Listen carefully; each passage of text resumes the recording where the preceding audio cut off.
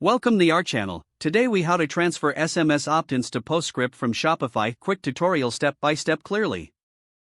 To transfer SMS opt-ins to Postscript from Shopify, begin by logging into your Shopify admin dashboard. Navigate to the Apps section on the left side of the screen. Locate the Postscript app and click to open it. In the Postscript dashboard, find the Settings tab. Select SMS opt-ins from the Settings menu. Next, you will want to export your SMS opt-in list from Shopify. Go to the Customers section in your Shopify admin. Click on All Customers to view the complete list. Use the filter options to narrow down customers who have opted in for SMS marketing. Once filtered, select Export to download this list as a CSV file. Return to the Postscript dashboard after exporting the files.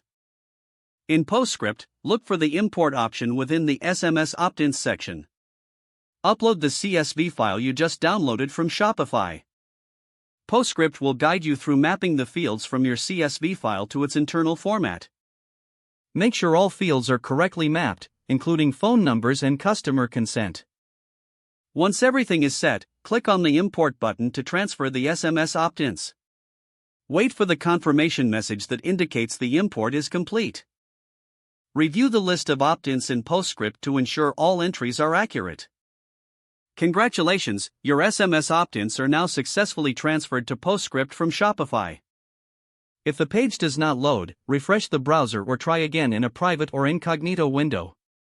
Make sure you are using the correct email address, then retype it carefully to avoid small typos. If your password is not accepted, use the reset option and create a new strong password you can remember. Check your spam folder for verification or security emails, then complete any requested confirmation steps. Enable two-factor authentication if available to improve account security and reduce unauthorized access risk.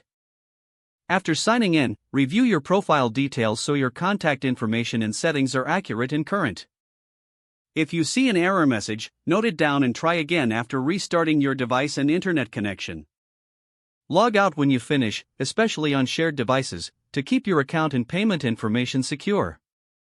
If the page does not load, refresh the browser or try again in a private or incognito window.